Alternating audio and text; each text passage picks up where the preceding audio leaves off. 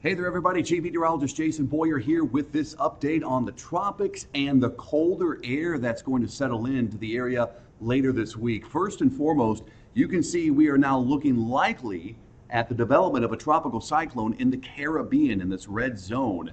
And what it means is most likely a tropical depression or tropical storm. At this point, tropical storm is looking more likely because we already have the winds with this system at tropical storm force strength. Right there.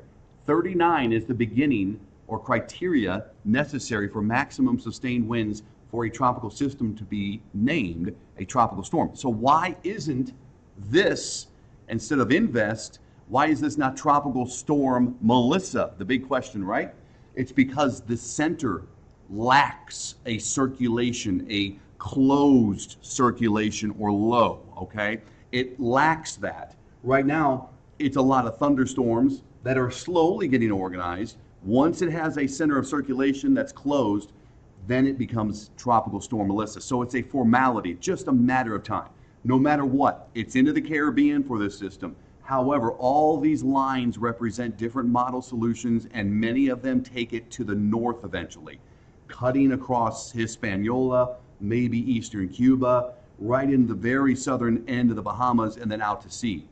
That's the scenario at this point. So this is no threat, no matter what it becomes, either a tropical storm or maybe a hurricane. But right now, Hurricane Melissa is not looking likely, as many of the models indicate the strength of the storm does not reach hurricane strength, just tropical storm strength at this point.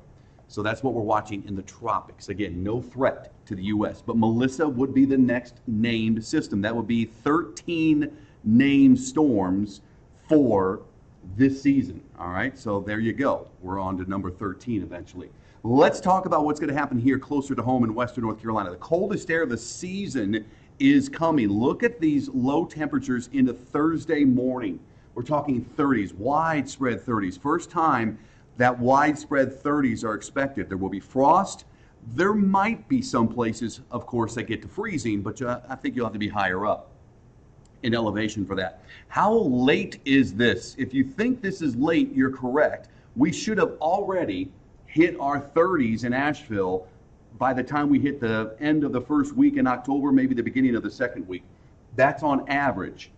The latest we've ever had our first nighttime low in the 30s in Asheville is October 23rd, 2005. Thursday is October 23rd. All right, so there you go. It is going to match the latest first time of the fall season to get into the 30s. Something to note. Hey, that's the update for now. Of course, we'll have an update on the tropics with new information coming out later today, so tune into News 13, and we will talk about the pattern that leads up to Halloween.